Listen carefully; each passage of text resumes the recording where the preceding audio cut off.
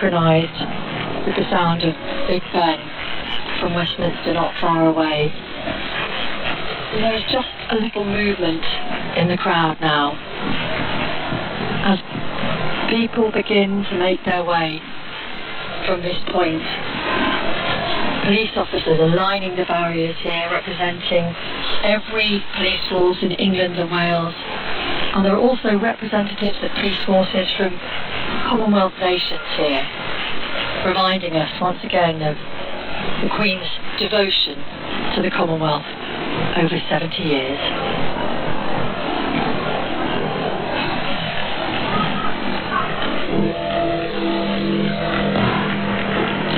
Here outside Clarence House, where I stand by the Mall, the processional route through ceremonial London, there has been spatterings of applause because the detachments from the Welsh Guards, the Irish Guards, the Scots Guards, the Coldstream Guards and the Grenadier Guards are beginning to amass in formation, their job now done at protecting that last procession of the late Queen. And the crowds that are here so appreciate their service. Let's listen.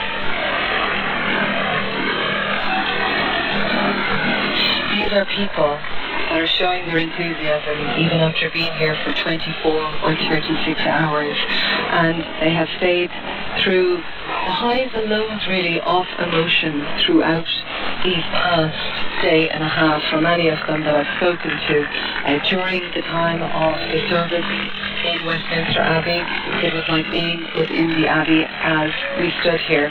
5 Chelsea pensioners to my left, of course so remarkable in their long scarlet coats and their gold buttons. They leaned on the barricades with their white gloves, almost as if kneeling at a church pew. Others that have been overcome with emotion at these moments that have never will be repeated in their lifetimes. They have seen the coffin of Her Majesty the Queen. They have seen their current king, King Charles.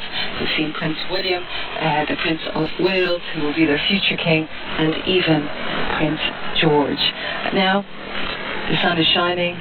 The plane trees up above are casting shadows on the Mall as I see the guards make their way down.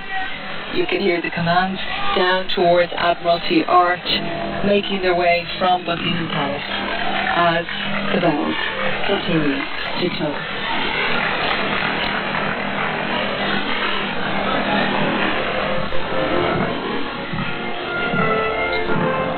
The procession here at Buckingham Palace has almost reached its end. The King's Guard have taken up their weapons now, standing, waiting for it to end. We are now expecting the hearse to join the end of the procession, the hearse from which the Queen's coffin will be transferred onto when it gets to Wellington Arch. The hearse that will then take the coffin to Windsor for this afternoon's ceremony and the interment of Her late Majesty. We still hear the tolling of Big Ben, of course, and the crowds starting to move away as we await for this final part of the London chapter of the Queen's farewell.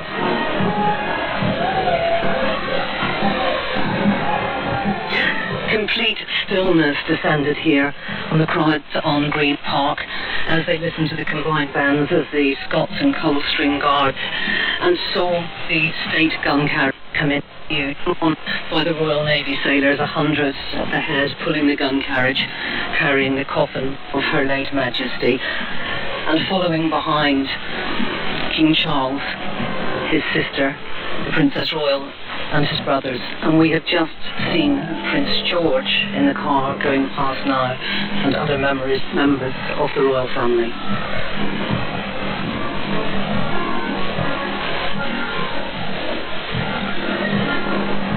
A brilliant tableau in the sun has taken shape here at Wellington Arch in preparation for the climax of this procession. All those who've been in it from all three services are now lined up on the north side of this great space between Piccadilly and the gardens of Buckingham Palace under the arch. All three services represented. You can see the band of the Royal Marines there, the Royal Regiment of Scotland, all the Guards regiments. They're lined up and they will witness the ceremony that will unfold when the bearer party take the coffin from the gun carriage here and transfer it to the Royal Hearse to be driven to Windsor. Of course, we can hear the band a little further down Constitutional Hill making their way towards us as we hear the gun. We can hear in the distance Big Ben, because from here through the trees you can see down to Big Ben. You can see through the trees again the shape of Buckingham Palace, and then looking down to St James's Park with Horse Guards and Whitehall behind, which become familiar to anyone in this last couple of hours. Soon all this panoply and pageantry will be behind us. The Queen's coffin will be lifted from the gun carriage and driven away. Another honour guard, of course, waits Windsor, but at this moment the sea of marching bands and servicemen move away, really, and they will leave the sight of the Royal Standard draped over that oak coffin, and every eye will be drawn to it. It's now as if the military presence, the procession coming to its end, becomes part of the crowd itself, really, the people who've filled this city today. And they will now watch what is going to be a more simple progress towards the end. The seventh of these bands now approaches us. It's been striking in these last 10 days to hear people talk of the moments when the ceremonial formality that we've witnessed over the last hour or so has been punctured for them by something that causes a catch in the throat or a prickle of memory, just an emotion that springs from nowhere. Maybe it's a particular hymn or psalm or a cadence in the choir. The sound of God Save the King for the first time. Maybe, as it was for some of us in Westminster Hall the other day, the first sight of the coffin through the door. Or a flag at half-mast just catching the wind. And many people, I dare say, as the procession moves towards us through the Commonwealth Memorial, to those in the Commonwealth who fought in the two wars, 4 simple towers, blocks of stone with eternal flames above them.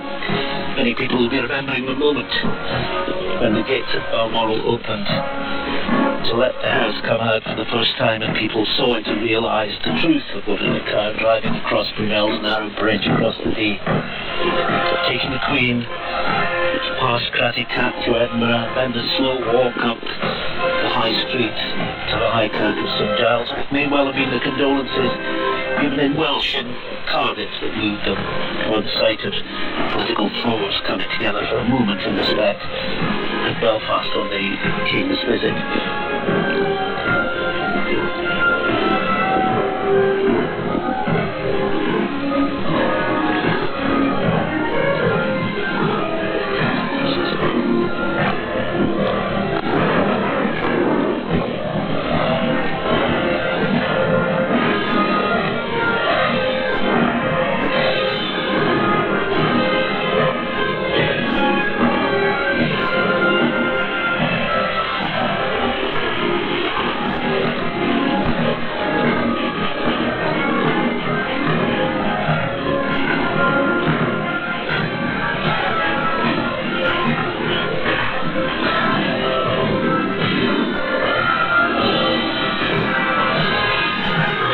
Commanding the Household Division and his staff are here.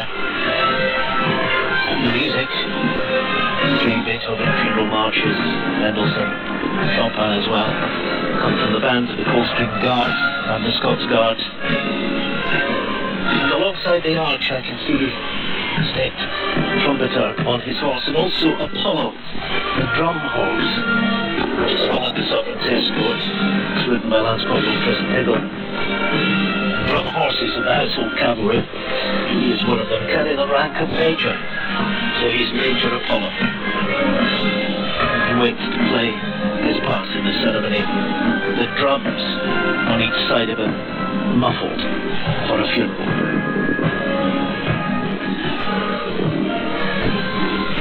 And through Wellington Arch, for the first time, we see the naval ratings, and behind them the gun carriage, named coffin of Elizabeth II, carrying the imperial crown. The bands of the detachments from various regiments have gone round the side of the arch. No one has gone through it. But in a moment or two, as the gun carriage approaches, it will drive, be pulled through the arch, because this is journey's end, London life for the Queen passing away. Soon she will be on the last journey to Windsor.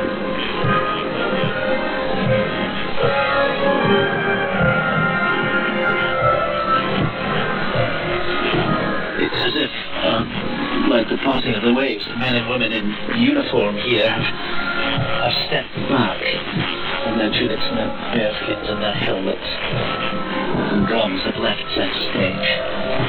As the ratings emerge from the Wellington Arch, and the gun carriage itself enters and now leaves the arch to what will be its final resting place.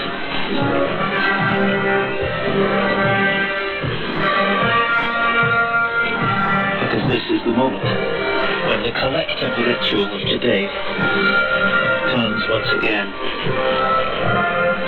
into the solitary. The honour guard and the pole bearers in their places.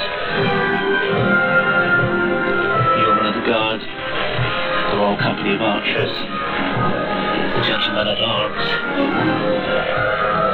sun catching the helmets and bringing light to the royal standard and the orb and the sceptre atop the coffin.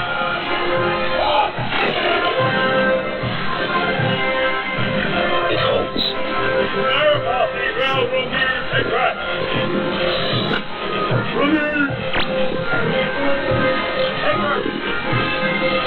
The bearer party remove their bearskins. They have one more duty to perform.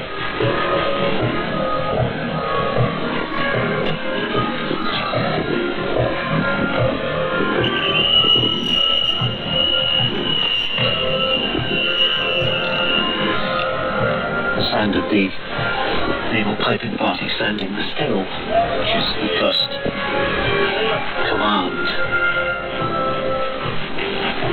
that sets this ceremony in motion.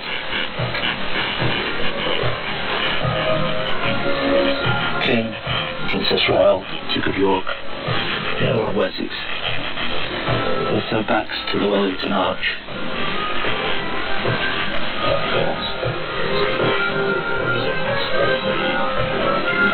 And in a moment, the honour guard will peel away from the procession. The preparation for the removal of the coffin and the end of this part of the state funeral.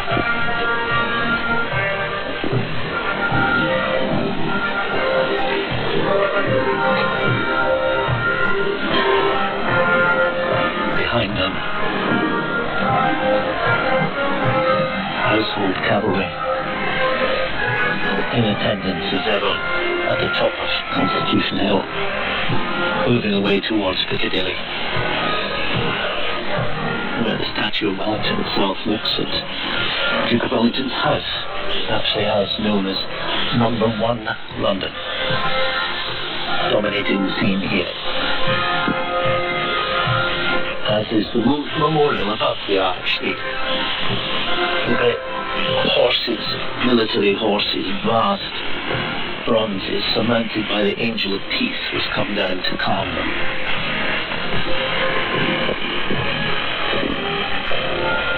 The looking down on the Australia Memorial, the New Zealand Memorial, the memorial to the Royal Artillery,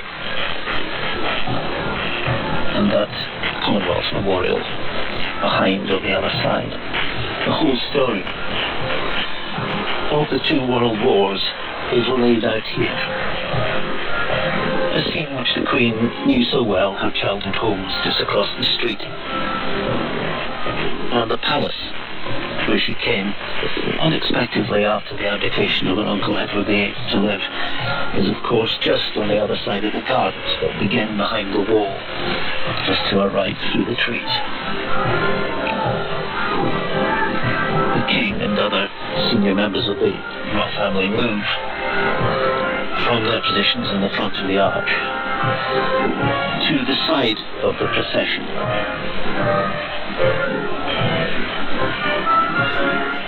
from where they will watch the transfer of the coffin and the gun carriage to the house, as the naval ratings, their duty done, fall away.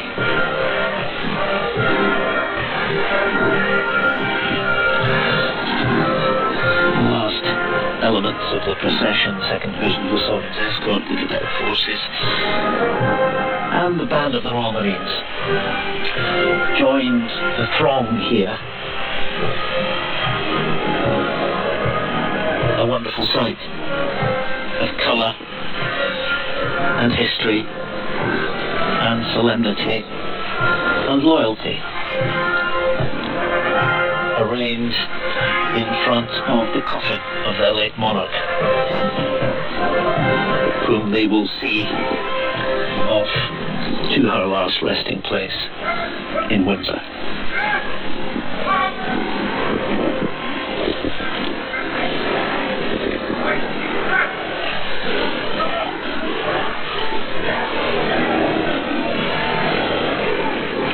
The last elements will soon be in place.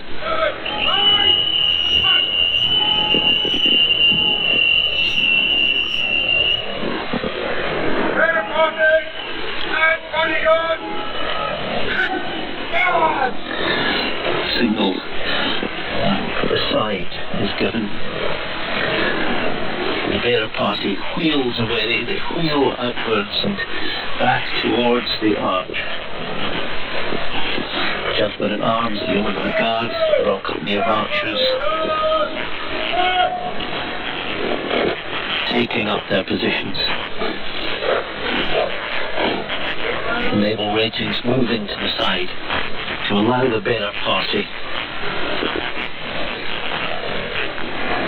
to come forward once more and do their duty for the last time.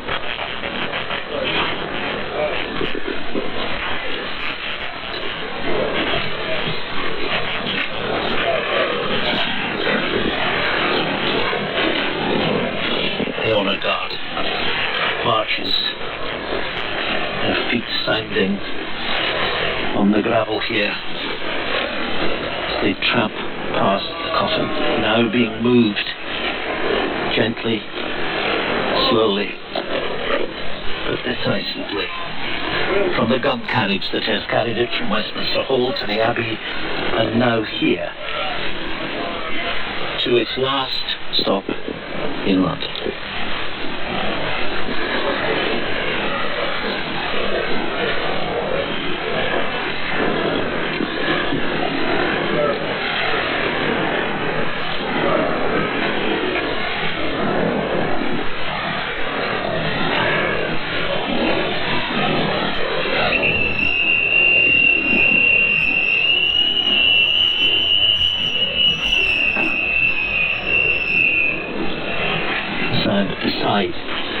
Familiar to any Royal Navy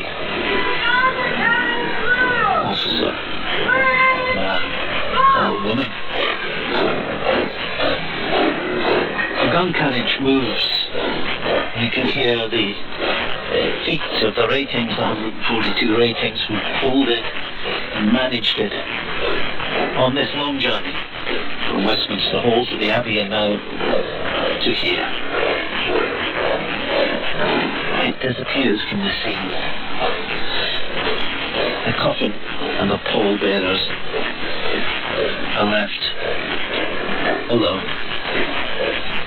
in front of the king, his sister, and his brothers and other members of his family. The royal house, state house, moves into position, designed with the Queen's involvement to allow a view of the precious coffin that it carries, now being brought to the rear by the bearer party. And here, not for the first time today, the silence descends.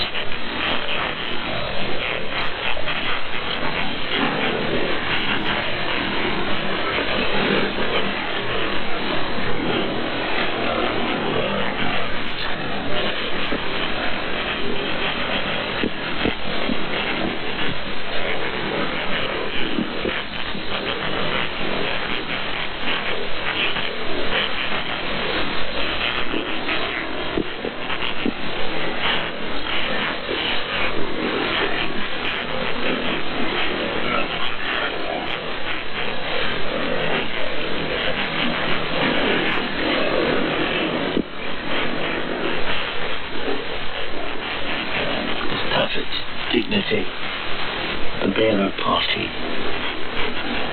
slides the coffin gently into the hearse, the orb and sceptre in place, the crown still there, the flowers from Balmoral and Highgrove and Buckingham Palace, gleaming, shining in the sun that has come out.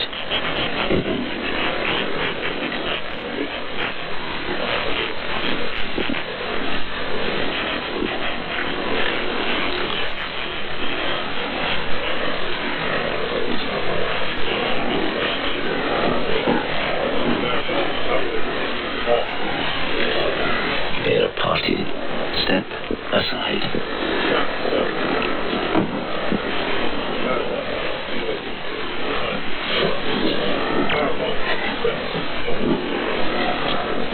Given the order to depart, the pallbearers will take their places. They're drawn from former equerries to the Queen.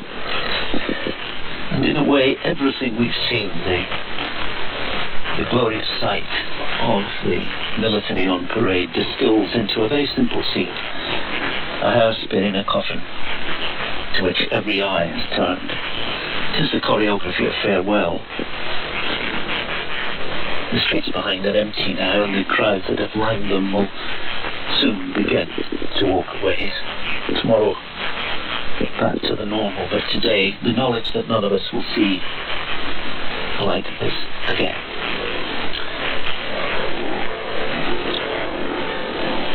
The king saluted the coffin, which will now move in the state hearse, and ending in London for the Queen and her time. This is where so much of the public phase of her era was played out for us all.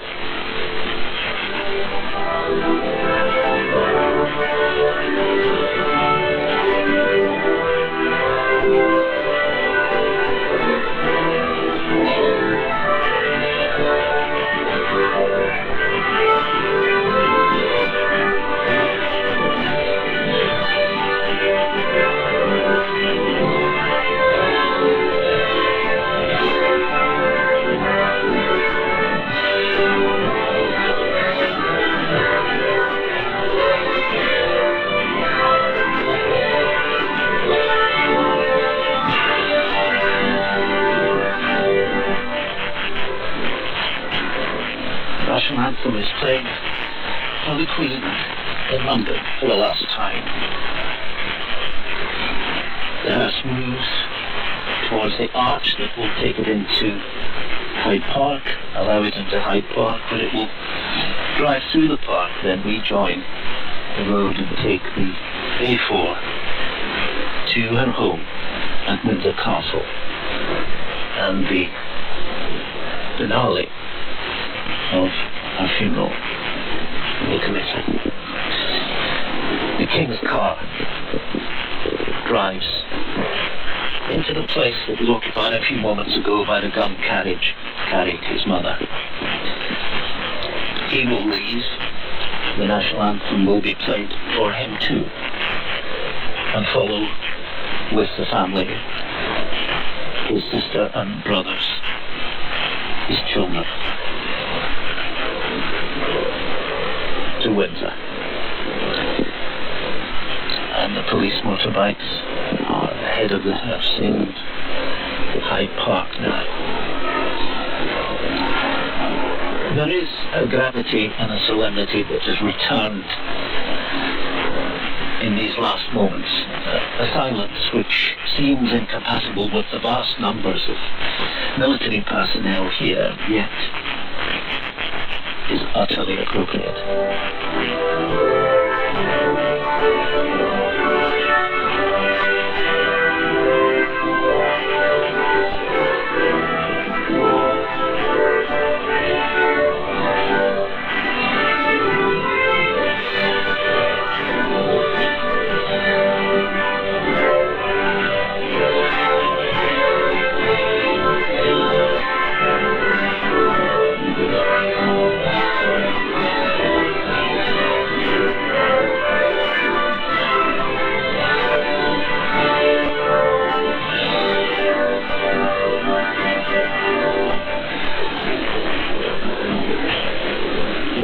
Saluting from the car as he was driven away from Wellington Arch and into the streets of London, not into Hyde Park, from where he will make his way to Windsor to be reunited with Sir Coffin, bearing his mother, and where later this afternoon at 1 o'clock the service will take place in St George's Chapel, followed by a private committal in the crypt, where the Queen's parents and many of her antecedents lie buried.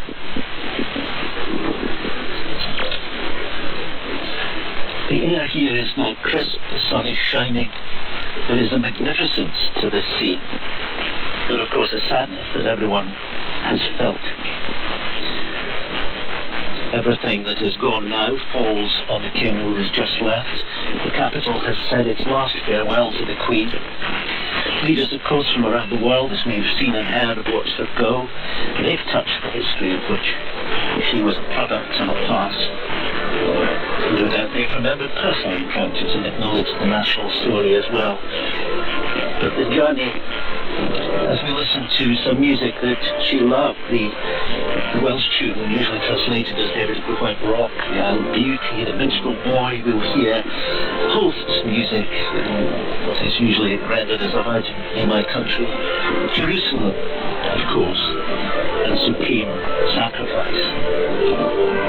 An appropriate soundtrack, if you like, for this last personal journey which has begun. Wayne says the paths of glory lead out to the grave. And quietly this city will now begin to empty after hours in which it found a way to be silent for 2 minutes and let time stop, which seldom happens. After a funeral that brought colour and ceremony to the streets, and the band sounded their farewell as they still do, in slightly more cheerful mood now. The King has followed the late Queen, his mother, out of London. His own farewell to her will come later. The crowds that have filled London today have said their goodbye. And in a way the city itself too. The reign of Elizabeth II becomes in these moments now a memory, not just here but in every corner of the kingdom. A story in which today's funeral is another rich but indelible chapter. A long goodbye.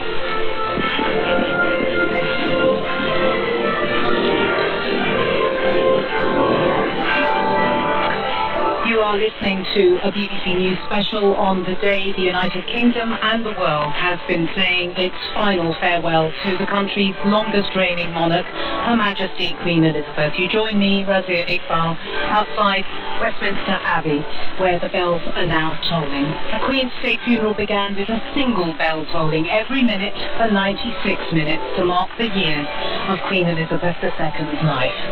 It has been a highly choreographed and historic funeral procession through central London, with the Royal Navy transporting the Queen's coffin, pulling the coffin on a gun carriage to Westminster Abbey from Westminster Hall, where she lay in state for 4 days. 4 days which saw thousands queue to walk past and silently bow, past themselves, many feeling compelled to do so to mark an historic moment. My vantage point, as you can hear the bells tolling over Westminster Abbey, is overlooking the west door of the Abbey, where a young Princess Elizabeth was married and where she was crowned Queen in 1953. Thousands of people, some who have travelled to London to be here, have been lining the streets, and they still do, far more, watching and listening to the procession and service.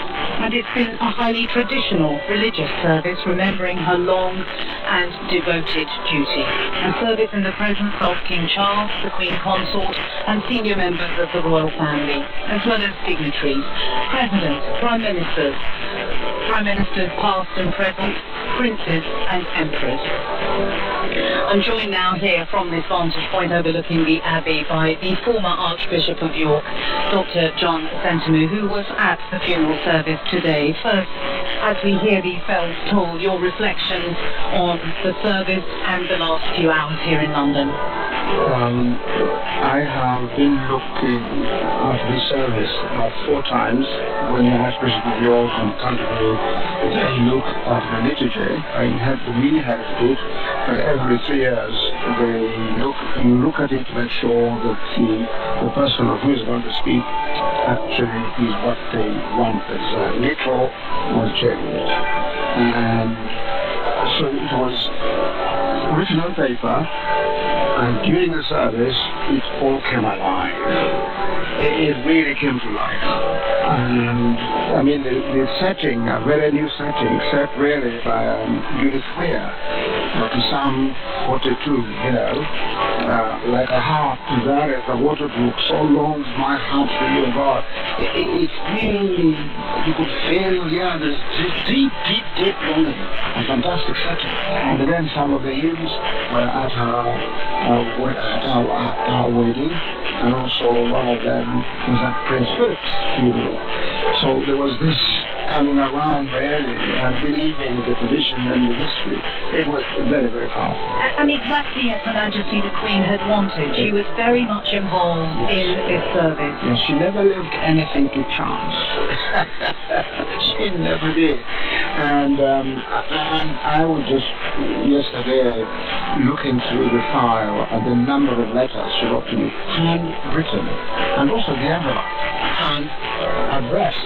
And some of the letters, they just, I almost said like what my granddaughter, Abigail, who's 8, who said, and she, crying when she had the Queen died, she said, in my lifetime, I'll never see another Queen. And then her brother, who is 6 marks, said, the world has changed. My hope is that we're going to change for the better. Because the Queen has laid a foundation and Prince Charles really has been observing her mum. And he too has a similar commitment to prayer. He knows the scriptures, he knows the hymns, he knows the walk of prayer, and he loves people. I mean, this is the important thing. Whether they believe, whether they don't believe, whether they are that religion or that religion, there's a genuine love for people. I wonder if you just reflect for us on how deeply religious the service was, because it was quite clear that this was something that really mattered to the Queen, and she wanted that conveyed to the whole world, really. Yes, I mean, as I said, this service was brought up a long, long time ago, and every 3 years the archbishops look at it, and other people look at it, and I'm glad nobody leaked what was in the content of this service. That would have annoyed the Queen to know that her service was leaked. It clearly spoke for me of the dignity of every human person. It was not a condescending liturgy. Everybody could actually be included within, because the words, put it another way, are not just Christian words. But these are words which you get from the scriptures. And if you're really sensitive in what you're writing, yes, it will be a very clearly Anglican service, but it will be a service that, because of the place where we were, the choir was at its best, and all of us sang the hymns, sang our hearts out almost longing for the roof of the abbey to lift. Well, let's talk about the Abbey. I mean, the historical significance of the funeral service taking place here. Yeah, I mean, it is a place where the king was in Queen, crowned, and it's where the Queen was married. Princess Elizabeth was married. So you're going back to a place that you know, and it is called a royal peculiar. In other words, that abbey, the dean is answerable to the Queen, now to the king, remember Archbishop, which is not like the rest of the other cathedrals. And it is got a tradition of really keeping the worship, whatever it is, like it was first designed with the 1662 prevost. And I admire the director of music, because he was using two choirs to will them into one choir, and some of the singing of taste and season, which was written out for the wedding of, Princess Elizabeth. So she had that sort of going back in history, Old Testament, so they sound absolutely beautiful. So lots of connecting threads, definitely there. Also,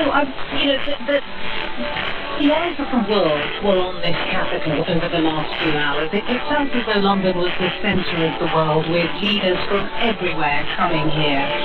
Your reflections on that and the importance of that? I think Queen Elizabeth II, for me, because of her deep anchorage in God, and therefore into humanity, because you can't love God and not love your neighbor, because of that depth of her life, to me she was like a very bright light on a summer's night. Because when you open the window and you got a bright light on a summer's night, all insects will be grown to it. She had this growing element, not because she was forcing people, but her sheer love, her sheer care, and actually paying attention when she's talking to you. You're the only person who matters at that particular moment. And I hope that the world leaders and the rest of the world will learn that soft power is far better than brutality. If you love your people and all you're interested in is their well-being, not for you to stay in power, no, your well-being, the place is going to be more likely. I mean, I saw people there of all faith and none. You even had the emperor of Japan, the king of Spain in a wheelchair, and other people. We like Joe Biden and me, and you talk about sitting there, and then looking at him, singing his heart out. Wow, this is something. And when you think about the end of the Second Elizabethan era and the beginning of the Carolean era with King Charles III, who has very famously said that he wanted to be defender of faith as opposed to defender of the faith. When he takes his oath, he will have to swear. In fact, he did swear at, because I'm a member of the Accession Council, I was there, and he had to take an oath, and the oath was very clear. It began, I, Charles, by divine providence, King, head of the Commonwealth, defender of the faith. Now, if the word the faith, that is very clearly referring to the good news of God in Jesus Christ. But the good news of God in Jesus Christ is a welcoming faith. It's not exclusive. It doesn't, and there are not many gods, by the way. There's only one God. So if you're going to be a defender of the faith in terms of the good news of God in Jesus Christ, that should be able to welcome anybody, but at the heart of it, it is interesting. You see, Jesus did not bring religion. He brought life in all its fullness. And it is the turning that message into a religion, it becomes a stumbling block. But for me, it's liberating. So Charles, and the former Chief Rabbi Jonathan Sachs said, the bishops in the House of Lords are not there just for the church, the Anglican Church, but actually they are for all of us. For all of us. So I think Charles, like his mother, will be a defender of the faith, but by that he means also that there is space for others, and he will protect all the religious liberties that God in this country. Dr. John Sensbury, former Archbishop of York, thank you very much indeed for joining us here. Let's go to Buckingham Palace and speak now to Jamie Kumarasamy.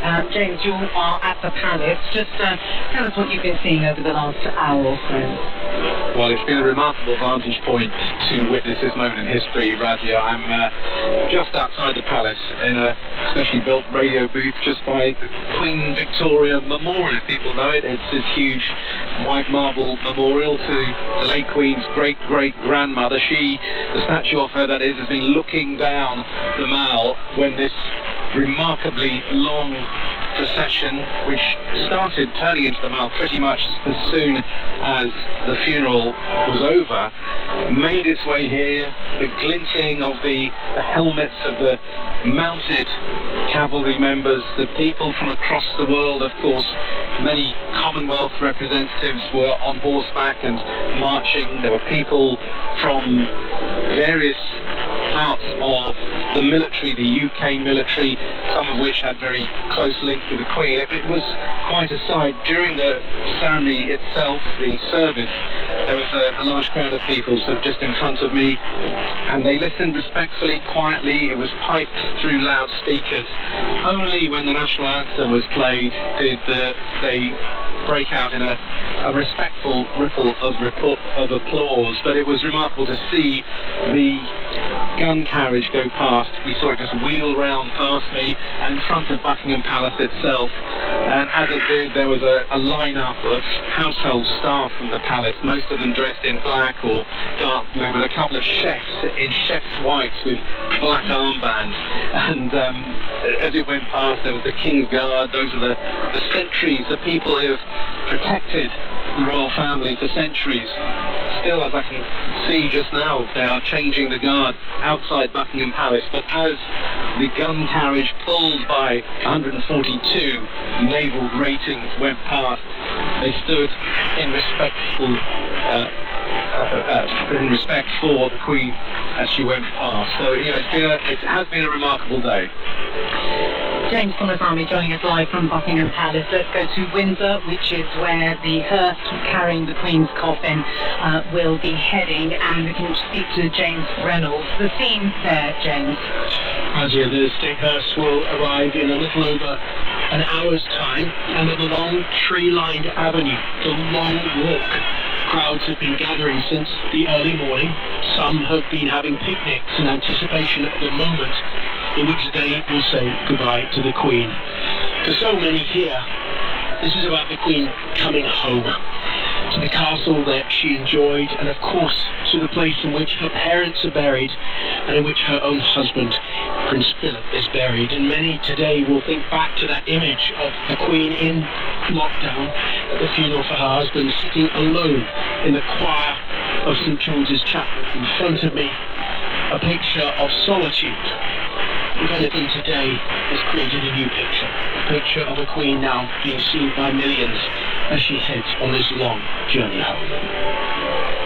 James Reynolds joining us live from Windsor. Thank you very much indeed. As you can hear behind me, the bells at Westminster Abbey are still tolling.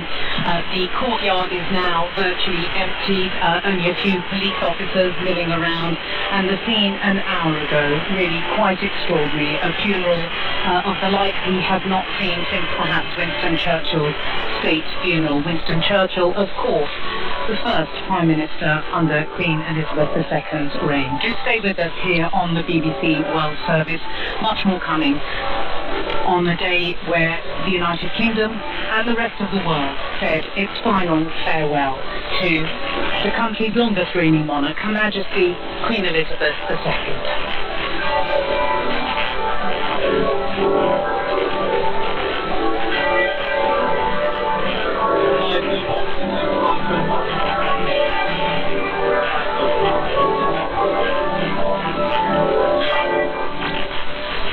This is the BBC World Service.